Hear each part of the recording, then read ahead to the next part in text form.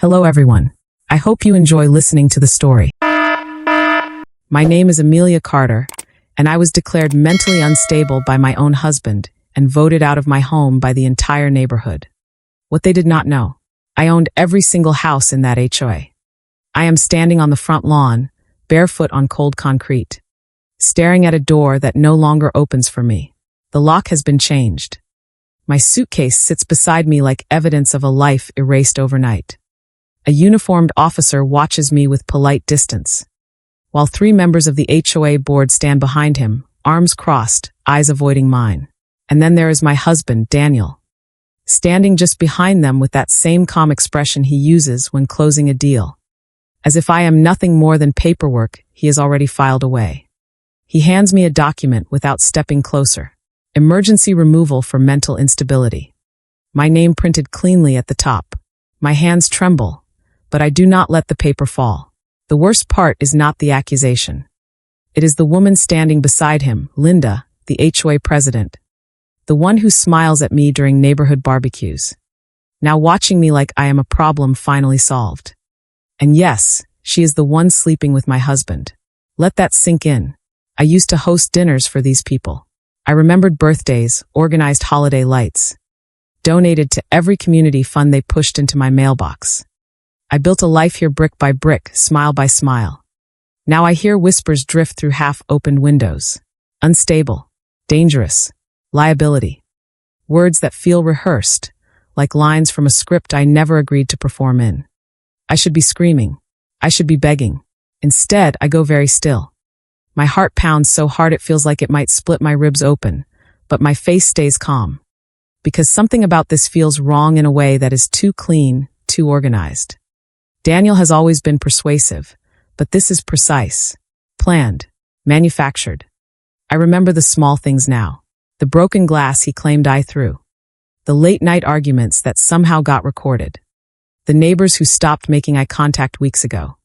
I should have seen the pattern forming, but I trusted him. That was my first mistake. I looked down at the document again, scanning the language, the clauses the authority cited. And then I see it. A detail so small they assumed I would never question it. I almost laugh. Instead, I fold the paper slowly and slip it into my bag. Daniel mistakes my silence for defeat. Linda tilts her head with that soft, fake sympathy. They think they have already won. But I am not leaving because I have no choice. I am leaving because I finally understand the game. And they have no idea who actually owns the board they just used to destroy me. So tell me, if your entire community turned against you in a single night, would you walk away quietly? Or would you come back and burn the system down from the inside? I met Daniel 10 years ago at a charity event where he knew exactly what to say and when to say it. He had that effortless charm that made people lean in, trust him, believe him without question. I remember thinking I was lucky. I was the one with structure, with discipline, with a stable career in financial planning, and he was the one who could light up a room. We balanced each other, or at least that is what I told myself for years. When we moved into this neighborhood, I did everything I could to make it a home, not just for us, but for everyone around us. I joined committees, helped organize events, reviewed budgets for the HOA when they needed a second pair of eyes. People trusted me. They relied on me. I was not just a resident. I was part of the system that kept this place running smoothly. That is why what happened next did not unfold overnight, even though it felt like it did. It started with small cracks. Things I brushed off because I believed in my marriage more than I believed in my instincts. Daniel began staying out later, claiming work dinners, networking. The usual excuses that sound reasonable until you hear them too often. Then came the subtle shifts in how he spoke to me. Gentle corrections that felt like concern, but carried a sharp edge underneath. He would say I was overreacting, that I was imagining things, that I needed to relax. The first time he said I might be under too much stress, I laughed it off. The 10th time, I started to question myself. That was the beginning. At the same time, Linda began inserting herself into our lives more frequently.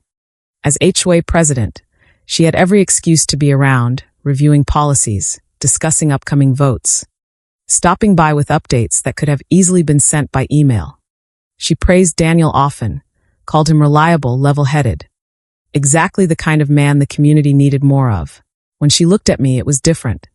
Softer on the surface, but calculating underneath, like she was measuring something invisible. I ignored it because confronting it would mean admitting something I was not ready to face. Meanwhile, the neighborhood began to feel different. Conversations would stop when I approached. Invitations became less frequent. Smiles turned into polite nods. I told myself people were busy, that I was reading too much into it, but deep down I felt the shift. It was subtle, coordinated, and I did not yet understand why. Then came the incidents. A glass shattering in the kitchen after an argument that Daniel later described to others as me losing control. A late-night disagreement where he stayed calm while I raised my voice, only to later replay a recording that captured just my frustration without context. Each moment was isolated, easy to dismiss on its own. But together they formed a narrative that I did not realize was being built around me. I started noticing small things that made no sense at the time. My medication bottle moved from where I always kept it. Items misplaced, then found in odd locations. Once, I could have sworn I left the front door locked, only to find it slightly open in the morning. Daniel would respond with concern, asking if I was getting enough rest, suggesting maybe I needed to talk to someone. He said it gently, convincingly, and I wanted to believe him. That was my second mistake. The turning point came when I realized I was no longer being included in decisions that affected my own home. HOA emails that I used to receive stopped arriving. Meeting notes were shared with Daniel instead of me. When I asked about it, he said he was just trying to handle things so I would not feel overwhelmed. Overwhelmed. That word followed me everywhere. It appeared in conversations, in passing comments from neighbors. Even in the way Linda addressed me during one brief interaction, her tone careful, almost patronizing. I should have seen it then, the coordinated effort, the alignment of language, the quiet agreement forming behind closed doors. But I was still trying to save a marriage that had already been weaponized against me. The night of the vote, I was not invited. I found out later that it was labeled an emergency session, justified by concerns about my behavior. Daniel spoke first, I am told. He expressed worry, said he loved me, said he just wanted me to get help. Linda followed, emphasizing the need to protect the community, to act quickly before something unpredictable happened. They presented selected evidence, carefully edited, stripped of context. No one questioned it. Why would they? They trusted the system. And the system was being controlled by people they believed were acting in their best interest. The vote passed unanimously. Not one person asked to hear my side. Not one person knocked on my door that night to check if I was even aware of what was happening. By the time I realized something was wrong, it was already done. Standing outside my locked house, listening to Daniel tell me this was legal, that I had no ground to stand on, something inside me shifted. The fear did not disappear, but it changed shape. It became sharp, focused. I stopped trying to defend myself in that moment because I understood that the battle they wanted was emotional, chaotic, easy to dismiss. I was not going to give them that. Instead, I took a breath, pulled out my phone, and stepped away from the crowd. I called my lawyer, someone I had not spoken to in months, and when he answered, I did not explain everything. I asked one question, clear and precise. Who legally owns the HOA governing this community? There was a pause on the line. A brief silence that felt heavier than anything I had experienced that night. Then he said he would check immediately. I waited, watching Daniel from a distance as he spoke quietly with Linda. Their heads close together, their expressions relaxed, confident. They believed the process had protected them. They believed the system was on their side. But as I stood there, suitcase at my feet, phone pressed to my ear, I felt something else entirely. Not defeat, not confusion, clarity. Because if there was one thing I understood better than anything else, it was ownership. And if they had made a mistake there, even a small one, then everything they had just done could collapse under its own weight.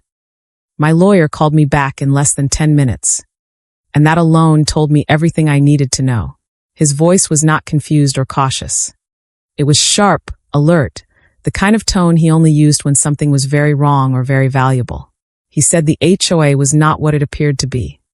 On the surface, it was just another suburban governing body, managed by a rotating board, funded by residents, controlled by votes.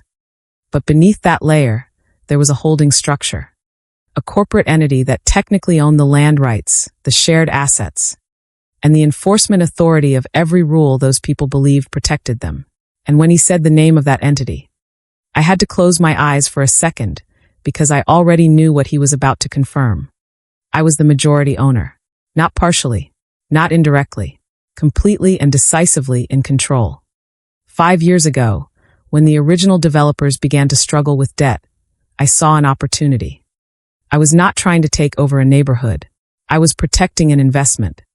I quietly acquired portions of their debt through a series of legal channels. Structured acquisitions through shell companies that I personally controlled and consolidated those holdings into one entity. It was clean, legal, and invisible to anyone not looking closely. The residents never noticed because nothing changed on the surface. The board still operated. The rules still applied. Life continued exactly as before. That was the point. I never intended to interfere. I just wanted control if I ever needed it. I never imagined I would need it against my own husband. Daniel never asked questions about my financial activities. He liked the benefits, the lifestyle, the stability, but he never cared about the details. That was his third mistake. He assumed I was passive because I was quiet about money. He assumed control belonged to whoever spoke the loudest in the room. Linda made the same assumption. They both believed the HOA board was the highest authority because it was the only authority they could see. But the board was nothing more than a layer, a performance, and I owned the stage beneath it. When my lawyer finished explaining the structure, I asked him one thing. Could the board legally remove me under the current circumstances? He paused, then answered with precision. Only if the process was valid, unbiased, and free of conflict of interest. I almost smiled when he said that, because I already knew it was not. Over the next 48 hours, I did not rush back to confront them. I did not demand access to my house or call the police to force entry. That would have been emotional, reactive. Exactly what they expected from someone they had labeled unstable. Instead, I moved quietly. I reviewed every document tied to the HOA, every clause, every procedural requirement. I pulled records of the emergency meeting, the voting structure, the attendance list. It did not take long to find the cracks. Linda had not disclosed her personal relationship with Daniel. That alone was a direct violation of conflict of interest rules. The vote had been pushed through without proper notice, justified under an emergency clause that required immediate and verifiable risk. They had no such proof. The evidence they presented was selectively edited, lacking full context, and in some cases, misleading by omission. Legally, it was fragile. Structurally, it was flawed. And strategically, it was exactly what I needed. I could have ended it there. I could have invalidated the vote, dissolved the board, and walked back into my house within a day. But that would not have been enough. They did not just try to remove me. They rewrote who I was in front of an entire community. They turned trust into suspicion and isolation into justification. I wanted more than reversal. I wanted exposure. So I started building my case the way I build any financial strategy. Step by step, detail by detail, without revealing the endgame too early. I gathered communication logs between Linda and Daniel. I documented timeline inconsistencies. I secured copies of the recordings they used, then traced how they were edited. Every piece added weight. Every detail sharpened the picture. And the more I uncovered, the clearer their mistake became. They had assumed speed would protect them, that acting quickly would prevent scrutiny. But speed only works when no one stops to examine the structure behind it. And I had already stepped outside of their narrative. 3 days later, the neighborhood hosted a gathering. A casual event organized by the board to reinforce unity after what they described as a difficult but necessary decision.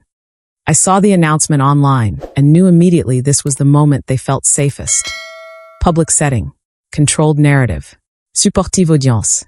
They were celebrating stability, congratulating themselves for handling a problem before it escalated. I decided to attend, not as a resident, but as an observer. I stood at the edge of the crowd, unnoticed at first, watching Daniel laugh with neighbors, watching Linda accept quiet praise for her leadership. No one looked uncomfortable. No one questioned anything. It was almost impressive how quickly they had normalized what happened. That is when I understood something important. People do not resist a lie if it protects their sense of order. They accept it, repeat it, and build around it. Later that evening, I sent a formal request to the board. A simple appeal for review. Calm language. No accusations. Just a request to revisit the decision under proper procedural guidelines. I knew they would accept. Not because they respected the process, but because they believed I was defeated. They expected me to come back asking for sympathy, maybe negotiation, maybe compromise. They thought I was trying to regain access to my home. What they did not understand was that I was not asking for anything. I was giving them one more chance to stand in front of everyone and defend what they had done. And this time, I would be standing there too, not as the woman they pushed out, but as the person who owned the system they relied on to do it. The meeting room is packed in a way I have never seen before, every chair filled. Every corner lined with people pretending this is just another routine HOA discussion. The air feels heavier than usual, thick with quiet curiosity and the kind of tension that builds when people expect something uncomfortable but cannot quite name it. I step inside without rushing, heels steady against the polished floor, posture straight, expression neutral. Conversations soften as heads turn. Some recognize me immediately. Others take a second longer. Their eyes narrowing, as if trying to reconcile the version of me they were told with the person now standing in front of them. Daniel is already seated at the front beside Linda, both of them composed, confident, completely unaware of how fragile that confidence really is. He leans back slightly when he sees me, a faint smile touching his lips, the kind that says he believes this moment belongs to him. Linda gestures toward an empty chair with controlled politeness. Her voice smooth as she invites me to present my appeal. She thinks this is a formality. She thinks I am here to ask for permission to exist in a space I already own. I do not sit.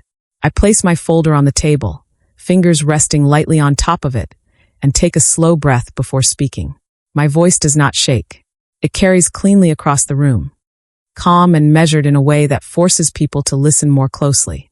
I begin by thanking the board for their time, acknowledging the seriousness of the concerns raised about me, repeating their language back to them with quiet precision. I watch their expressions as I do it. Relief at first. Validation. They think I am accepting their version of events. Then I shift. I ask them to walk through the process of the emergency vote step by step, not challenging, just clarifying. Linda answers confidently, outlining the procedure, emphasizing the urgency, the need to protect the community. Daniel nods along, reinforcing her statements with small additions that paint him as the concerned husband trying to do the right thing. It is almost convincing. Almost. When they finish, I open the folder and slide a single document across the table. Not quickly. Not dramatically. Just enough to redirect attention. Linda glances down at it, then back at me, irritation flickering beneath her composure. I ask her to read the highlighted section aloud. She hesitates for half a second, then complies, her voice steady at first, then tightening as she reaches the clause regarding conflict of interest. The room grows quieter. I do not interrupt. I let the silence stretch just long enough for people to begin connecting the dots on their own. Then I speak again, still calm, still controlled. And I explain that the relationship between her and Daniel was never disclosed, making the entire vote legally compromised. A ripple moves through the crowd. Someone shifts in their seat. Someone else whispers. Daniel straightens, the first hint of tension appearing in his posture. But he tries to recover quickly, dismissing it as irrelevant, as personal, as something that does not affect the outcome. That is when I place the second document on the table. This one outlines the procedural violations: lack of proper notice, insufficient evidence, misuse of emergency authority. I do not raise my voice. I do not accuse. I simply read the facts, one after another, letting each one land with its own weight. Linda interrupts, trying to regain control, but the certainty in her tone is gone now, replaced by something sharper, defensive. Daniel looks at her, then at me, calculating, trying to understand where this is going. They both still think this is about reversing the decision. They still think the worst outcome is that I move back into my house. They have not realized what is coming next. I close the folder gently and rest my hands on the table, leaning forward just enough to hold the room's attention. I think we all agree, I say, that the integrity of this community depends on the integrity of its governance. The phrasing is deliberate, familiar, echoing the very principles they claim to uphold. Heads nod slowly. Even Linda nods, out of habit more than agreement. That is when I take the final document from my bag and place it in front of them. This time, I do not ask her to read it. I speak first. The HOA board does not actually own the authority it exercises. The sentence lands like a dropped glass. Confusion spreads across faces. Daniel frowns, leaning forward, trying to follow. Linda's eyes narrow as she scans the document, her expression shifting from irritation to disbelief. I continue before either of them can interrupt. The governing rights of this community are held by a parent entity, a holding company that owns the land, the assets, and the legal framework that gives this board its power. I let the pause stretch just long enough for anticipation to build, then I finish the sentence. And I am the majority owner of that company. The room falls completely silent. Not the polite silence from before, but something deeper, heavier, like the air has been pulled out entirely. Daniel's face drains of color in a way I have never seen before. Linda stops breathing for a moment, her hand frozen on the edge of the paper. Someone in the back lets out a quiet, involuntary sound, half gasp, half disbelief. I do not smile. I do not need to. I simply stand there and let the reality settle in. Daniel is the first to react, pushing back his chair, his voice rising as he demands clarification, denial wrapped in anger. He calls it impossible, accuses me of manipulation, tries to reassert control through volume. It does not work. The foundation he is standing on has already shifted. I respond the same way I have handled everything else that day, calmly, precisely, without emotion. I explain the ownership structure, the acquisitions, the legal authority that comes with it. I outline what that authority allows me to do. Dissolve the board, void the vote, initiate legal action for fraud, defamation, and abuse of power. Each word lands heavier than the last. Linda tries to interrupt, but her voice cracks, betraying her. She looks around the room for support, but the room has already moved away from her. People are no longer looking at me as the problem. They are looking at her as the liability. I take one final step forward, closing the distance just enough to make it clear this is not a discussion anymore. Effective immediately, I say, this board is dissolved. The sentence is quiet, but it carries more weight than anything shouted in that room. The vote against me is void. The eviction is illegal. And as of this moment, I am initiating formal legal proceedings against both of you. I do not raise my voice when I say their names. I do not need to. Security, already notified, steps closer to the entrance, their presence subtle but unmistakable. Daniel's anger collapses into something else now, something smaller, more desperate. Linda looks like she might fall out of her chair. They tried to remove me from my home. I continue, my voice steady, unbroken. So I am removing them from every position of power they thought they controlled. This time, I do not pause for effect. I turn, gather my documents, and walk toward the door without looking back. Behind me, the room erupts into overlapping voices, questions, confusion, the sound of a narrative collapsing in real time. I do not need to stay to watch it finish. I already know how it ends. The house feels different when I walk back in, not because anything has changed physically, but because everything false has been stripped away. The same walls, the same furniture, the same quiet hum of a place that used to feel like safety now feels like something else entirely.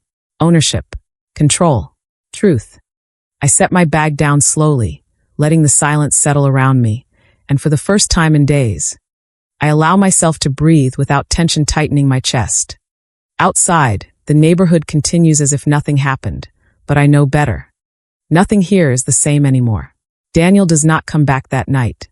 I hear later that he tries to contact me through calls and messages, each one more desperate than the last, but I do not answer. I have nothing left to say to him. Whatever existed between us ended the moment he decided to turn my life into evidence against me. Linda's situation unfolds even faster. Within 48 hours, she is removed from her position.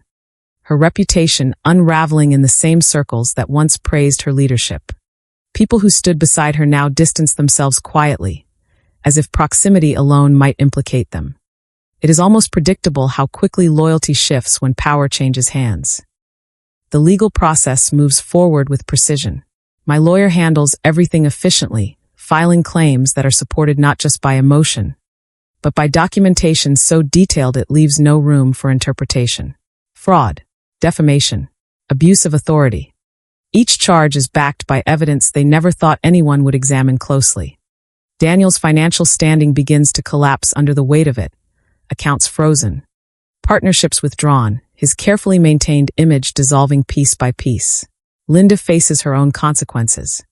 Barred from holding any position of governance within the community and beyond. Her name now associated with a breach of trust that cannot be easily repaired. The neighborhood responds in quieter ways.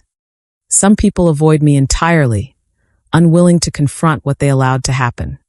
Others offer apologies that feel more like attempts to ease their own conscience than genuine remorse. I accept none of them. Not out of anger, but because accountability is not something that can be undone with a few words. I do not feel triumphant. That is what surprises me the most. There is no rush of satisfaction, no sense of victory the way people imagine when justice is served. Instead, there is clarity, a steady, grounded understanding of what happened and why. Power does not announce itself. It does not need to. It exists quietly until someone tries to use it against you without realizing who actually holds it. I trusted too easily. I allowed proximity to blur judgment. That was my mistake, and I own it fully. But I also understand now that survival in a system like this requires more than trust. It requires awareness, structure, and the willingness to act when lines are crossed. They called me unstable because it made their actions easier to justify. In reality, the only unstable thing in this entire situation was the system they tried to manipulate without understanding its foundation. I stand by the window, looking out at the same streets where people once smiled at me without hesitation. And I wonder how many of them truly believe the story they were told. Maybe it does not matter anymore. What matters is that the truth does not need approval to exist. It stands on its own, whether people choose to face it or not. So tell me if you had been in my place. Watching everything you built get taken from you in a single night. Would you have stopped at reclaiming what was yours? Or would you have done exactly what I did and made sure no one could ever use that system against you again? In the end, the real lesson was never about revenge. It was about truth and control. I learned that silence can be dangerous when it protects dishonesty. And trust without awareness can become a weapon in someone else's hands.